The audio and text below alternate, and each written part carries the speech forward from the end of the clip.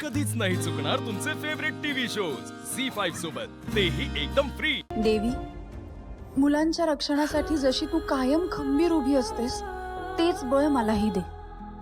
माझ्या आनंदींना काही त्रास होणार नाही, त्या सुखरूप असतील याची पूर्ण जबाबदारी माझी आहे। ती पेलण्याची ताकद दे।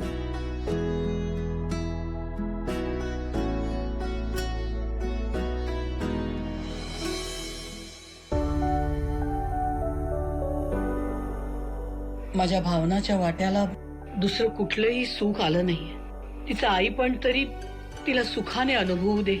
वाटेत येणाऱ्या प्रत्येक अडचणीला सामोरं जाण्याची ताकद तिला दे।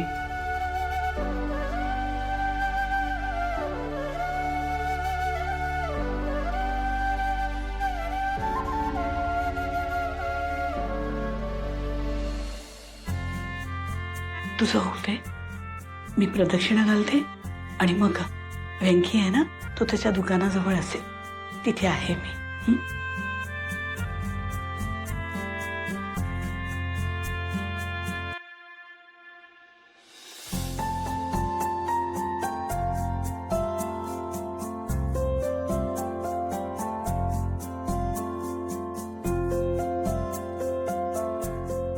देवा, सगळे म्हणतात मला एका जोडीदाराची गरज आहे।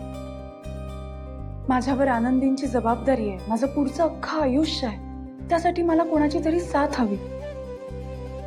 पण मला तसं नाही वाटत। मी एकटी समर्थ आहे माझी आणि आनंदींची काळजी घ्यायला, हो ना?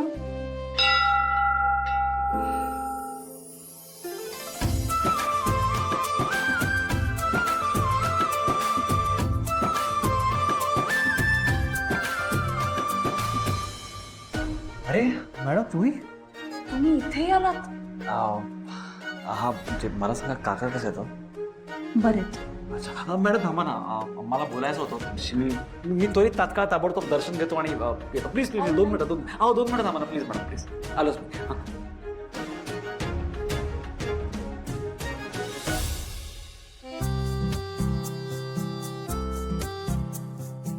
मला माहिती आहे तुम्ही माझ्या रागवलात, पण मला तुम्हाला हेच सांगायचंय की माझ्या चुकीच्या मार्गाने का होईना, पण श्रीनिवास काका निर्दोष आहे ते सिद्ध झालं। अहो, तुम्हाला मी जसा वाटतो तसा नाहीये हो। मला मान्य आहे की माझे मार्ग चुकीचे असतील, अहो पण हेतू तर चांगलाच आहे ना, तो तुम्हाला कधीच दिसत नाही हो। तुम्ही नेहमी माझ्याबद्दल गैरसमजच करून घेता। एवढा बोलून मी माझे 2 शब्द संपवतो। एवढ्या दिवसात तुम्ही फक्त एक वाक्य बरोबर बोललाय, ते म्हणजे तुमचा मार्ग चुकीचा आहे। एवढे जर का कळतं तुम्हाला, तर मग कशाला असे वागता? आत्ता कसा राईट ट्रॅकवर आलात तुम्ही मॅडम? अहो मी तुम्हाला हेच समजून सांगतोय की काम येत नाही अशाच मार्गाने होतात। अहो कोणी प्रामाणिक नसतं या जगात, पैसे खाल्ल्याशिवाय कोणी काम करत नसतं। मग या लोकांना धडा शिकवण्यासाठी असा मार्ग वापरावाच लागतो हो मॅडम। आता तुमच्या वडिलांचंच उदाहरण घ्या ना, एवढा साधा सरळ माणूस, त्यांना अडकवलं ना त्यांनी। आता मी मध्ये पडलो नसतो तर तुम्ही कशी मिळवली असती ती फाईल? शक्तीपेक्षा युक्ती श्रेष्ठ ही म्हण कधी ऐकलीत तुम्ही? म्हणजे काय? ऐकलीत ना? मग त्या म्हणीचा अर्थही थोडा समजून घेतला असतात तर बरं झालं असतं ना? नाही म्हणजे तुम्हाला कळलं असतं, प्रत्येक वेळी हाणामारी करून तोडफोड करून कामं नाही होत, उलट कामं वाढतात। आता आपण फाईल तर मिळवली, पण त्यामुळे फक्त माझ्या बाबांना नाही तर माझ्या आईलाही लॉकअप मध्ये जावं लागलं। त्याचं काय? नाही, हे झालं कारण का तुमची सुरुवातच चुकली होती, आणि मी तेच तुम्हाला सांगायचा प्रयत्न करतेय। हे बघा, जर का खरंच तुम्हाला लोकांची मदत करायची असेल, समाजसेवा करायची असेल ना, तर तुम्ही तुमचा मार्ग बदला। खरं तर अजून खूप बोलले असते मी, पण कसं आहे, कुणासमोर किती वेळ वाया घालवायचा हेही आपल्याला कळलं पाहिजे ना। माझे 2 शब्द संपले, येते मी।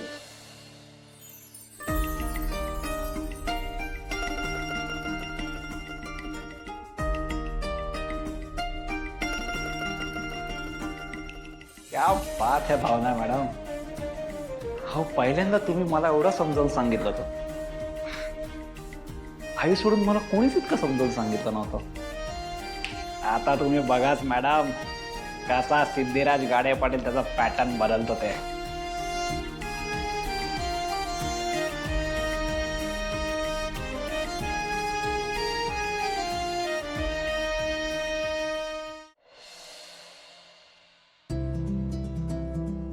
व्यंकी, दादा कुठे आहेत? अरे मग मी थांबू, तुला मदत करू? कधी नव्हायचा आला लेकाच्या दुकानात, कशाला काम करताय? बसा निवांत. अगं तसं नाही, एकटाच आहे ना. बसून घ्या. बरं बाई, हा. बसते. बसा. लय उकडताय नाही काकू? तुमच्यासाठी काय तर आणू काय? उसा जरा सांगते. अगं नाही अहो नाही, इकडे एक नंबर मिळतो. नको काही आणते मी. नको. तू ऐक, ती दिवसांनी दिसतेस.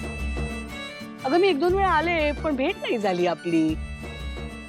बरं मला सांग, आई कशी आहे तुझी? आई बरी आहे का? बरी आहे ना? आणि हो, सगळ्यात महत्वाचं, माझ्या हातचं जेवण कसं वाटतंय ग तुला? नाही म्हणजे बरं जमतंय ना मला? काय चेष्टा करताय हो काकू?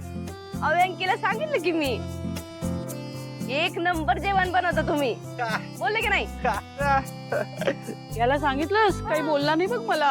हा नाही म्हणजे आता एक लक्षात आलंय माझ्या, वरचेवर माझ्या हातचं जेवण जेवतेस तर तू. हं?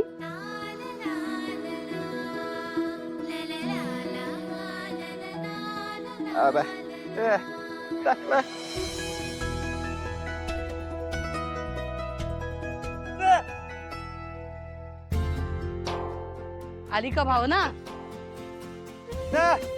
इथे काम करतोस तू?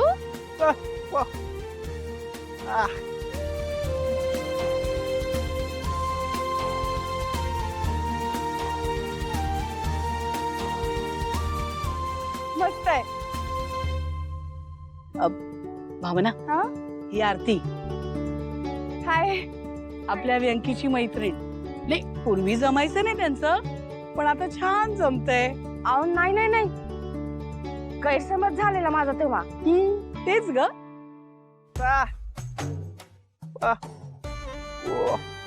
हो? अरे वा. आरती, कधीतरी ये आमच्या घरी.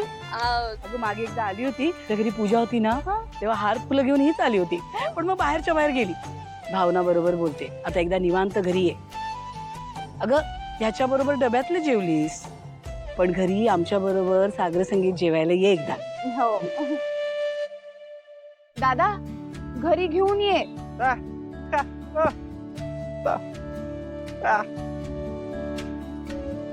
नक्की ये. हा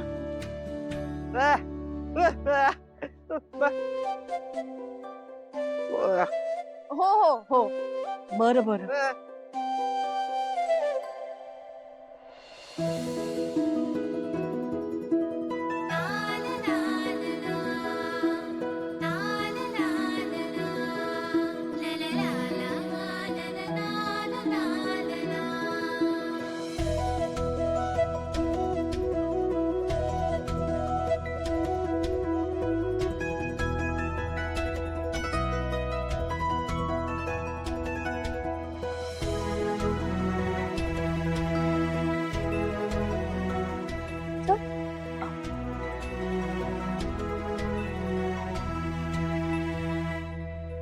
झी5 ॲप डाउनलोड करा आणि पहा सर्व एपिसोड्स एकदम फ्री.